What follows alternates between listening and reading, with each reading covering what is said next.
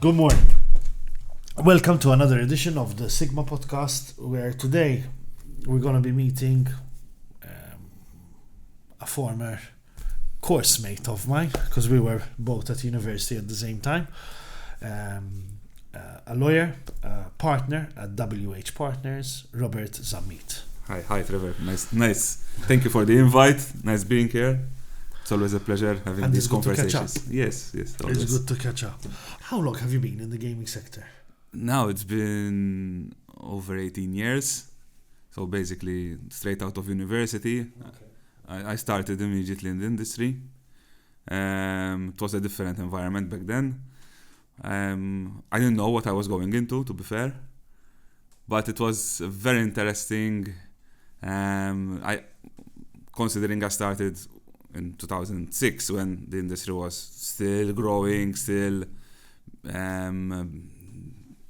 being one of the only few jurisdictions licensing.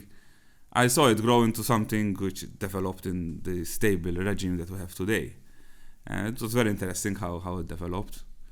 When I started, I really went in trying out something totally new. I didn't imagine what it ended up being my career at the end of the day. So you've been in the industry 18 years. 18 years. You've seen it change a lot. Oh, yes. From where you started to today, what would you classify as the top 3 differences, top 3 changes?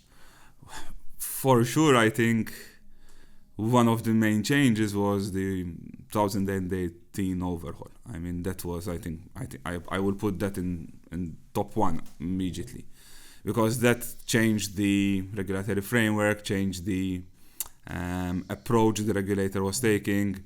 It gave some more certainty on certain things, which with the previous regulations it was still a little bit of a question mark. So I think that is definitely top 1. The other 2 events, I would say,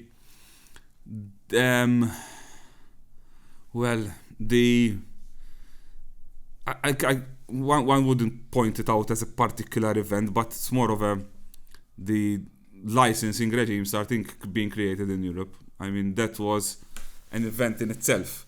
When you start seeing the mushrooming of different regimes in all over the continent, which started reducing the value of the Maltese license from a B2C perspective.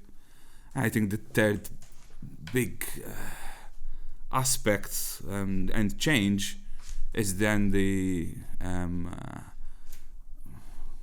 cases we have seen from Germany, Austria, even the Netherlands, where we have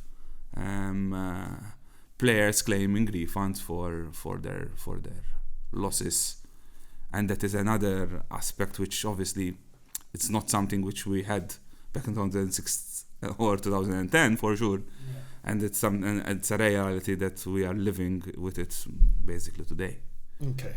I'm going to start from the last one, because we had actually tackled it in a previous podcast. I think it was November of last year, with Antonio Guillo, who was one of the, let's say, people involved in the creation of, at the time it was called Bill 55. And now it's being tested in the courts. Yeah. If I may ask, without revealing any names, any companies, how effective has Bill 55 proven to be, Robert? I think so far it has been used as a deterrent. It has been used as a delaying process for the player claims to be delayed in being enforced in Malta. I think there is still a level of uncertainty on whether this will stand. Stand at what level? In the Maltese court, it stands. But they're taking it up? That's the feeling that we're getting. That they will take it up? That they will eventually be challenging this. So far, Article 56A which was Bill 55.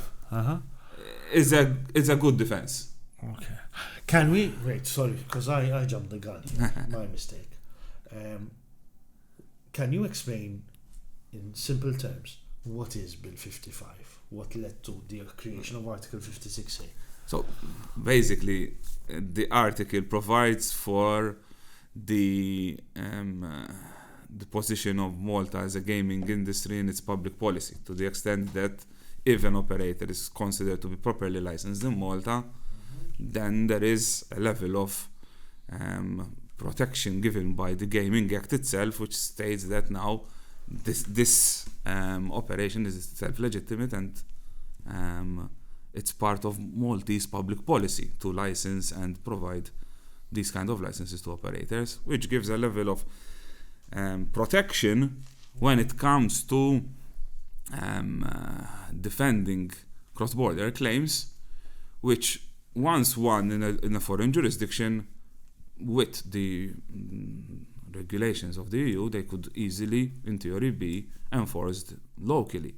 However, the only defense is public policy, and the insertion of gaming as part of public policy of Malta is giving the defense necessary for the operators to defend themselves against the claims being enforced here. So the claims are being given by the foreign jurisdictions, but it's the Malta courts which is not enforcing which has to enforce them, and they're not enforcing them on the basis of the public policy. Tayyip, Mela, we have an outline for our viewers of what all this means. It seems at a local level we're being successful. So far, so good. Has it been challenged at a European level? I'm not aware yet. You're not aware yet? I'm not aware. Okay. If it were to happen. Yeah, well, that's the big question. If it were to happen. If you can't answer, no. What do you, as Robert Zammit, think would happen? It's difficult. I mean, there are various points. I mean,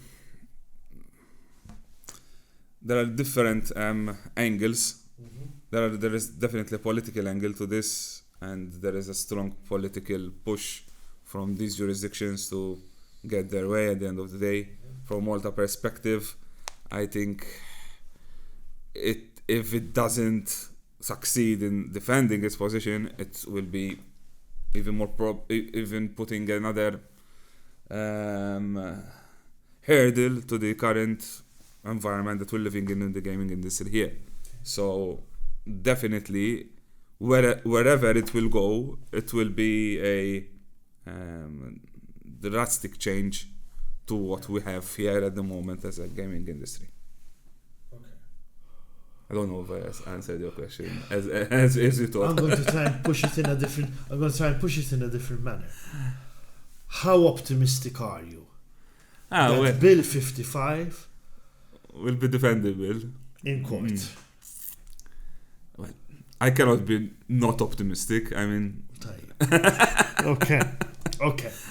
I'm not going to push you further on this. I know you have clients, and I don't want to put you in any awkward positions. Auntie, I appreciate you being as honest as you have been with us and spoken so frankly.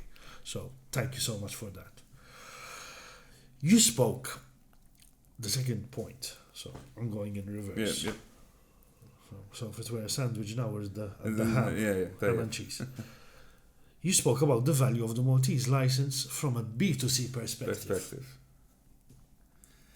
Does that mean our B2B licenses are stronger than B2C licenses, Rob? Yes, to the extent that the B2C license in itself nowadays is, well, it always started as a .com jurisdiction. Okay. So with a .com jurisdiction, you aim at targeting those jurisdictions where you either don't have a regime or it's maybe a little bit unclear whether you can operate there or not until it becomes clearer. So the B2C as a .com license in Malta has taken has lost a little bit of its value due to the fact that if it was being used for Europe, now it's no longer possible to use it for Europe. Okay. So the value of the B2C license as compared to the B2B license has diminished because there are other jurisdictions which their aim is just to license the B2C. And therefore, the B2B relevance is still a strong one. Okay. To the effect that we're seeing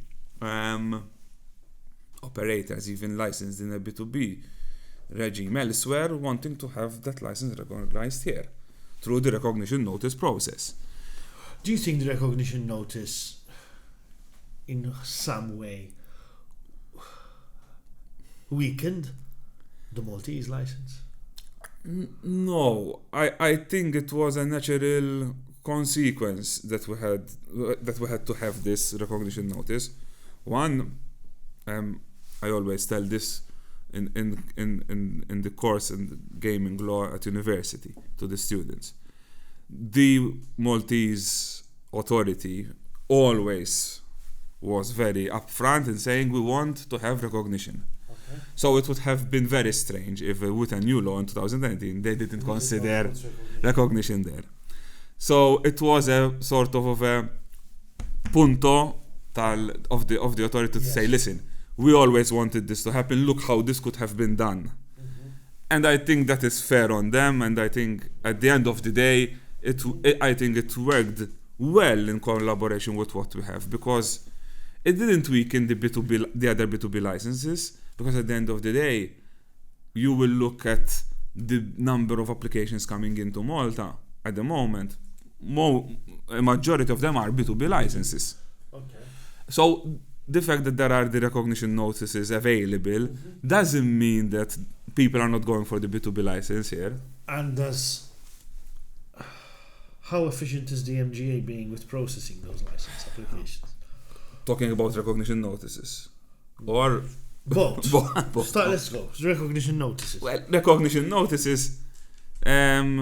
Lately, I've seen an improvement. There was some time of a delay in some previous year or so, but nowadays I see a little bit of an improvement there. I mean, we have seen recently also a position taken against a particular license not being considered to be at the same level of a Maltese license, and therefore they're not going to recognize it, which is the Swedish B2B license. It's within their remit to decide whether they have the same level of protection or level of checks that they want to see. The same happened a few years ago with the Irish sports betting permit, which was considered not a license in itself, but just a permit from a tax authority for you to be able to pay tax. So those things the authority needs to check. So if you go with a new one, with a total new jurisdiction which they haven't seen, they will take their time. Okay. But when there are some run-of-the-mill licenses, generally I would expect a little bit more speed. Okay. Which sometimes it's not happening. But well, we have to deal with that. That's part of our job. B2B licenses, I still see a delay. And to be fair, it all depends on what we present to them. At the end of the day, if you come up with a group structure quite complicated, they will take their time to understand. If you go with one individual being a UBO, they will take their time to understand where his financing is coming. So the biggest concern from a B2B perspective generally is the funding. Okay. Where the money is coming from, who is the UBO, who is the owner, source of wealth, source of funds. And that is taking some time for it to be closed off. From the other side of the process, most of the time it's very good, and once you get a good momentum with the authority, most of the time you get a smooth process. It's when you lose momentum, it's that sometimes it takes you much longer than 6 to 9 months, which is obviously a big of a problem when you want to be on the market as quick as possible. And that is why, going back to your question, is the RN diminishing the B2B? Most people are starting with getting an RN on a license obtained elsewhere, because it might be quicker. They go quick to market, they start product launch immediately, and then eventually they look for the B2B license. So, Malta Week. 11th to the 14th of November. Yes. How important is that week to the gaming sector and to yourselves as a law firm who service the gaming community? it's a week which we'll always look up for. You know, we spend months in preparation of this week, because there is the conference that we also host with SiGMA, which takes a lot of time for preparation, finding the right speakers, finding the right topics to bring to the public. It's always a headache to prepare this, but it's something that we enjoy doing. It's something that we enjoy being in at SiGMA itself, at the conference, at this stage. It's always important to be there. It's the biggest gaming event for Malta, and I cannot see November without SiGMA, you know. There are all the challenges. I mean, we saw last year there were some challenges around. But that's the usual issue. That's the usual issue with Malta, with the traffic issues that we have. I mean, they're happening every day right now. Yes, indeed. But it's always something we look forward to. Getting to meet our clients face to face sometimes, which is sometimes less often than usual. So SiGMA Week, Malta Week is the perfect opportunity. I mean, then there are colleagues which come over, which always is nice to host them, meet them, see what's up from their jurisdiction. So for us, Malta Week is a very important week. Robert, thank you so much for joining us. Thank you also for seeing this podcast, for viewing this podcast. As Robert said, SiGMA Malta Week is going to be a huge event on this island. I believe it's something like 27,000 people I expected to come for Malta Week, organized by SiGMA. So look forward to seeing you there. And in the meantime, I thank you very much and see you next time on another podcast. Thank you.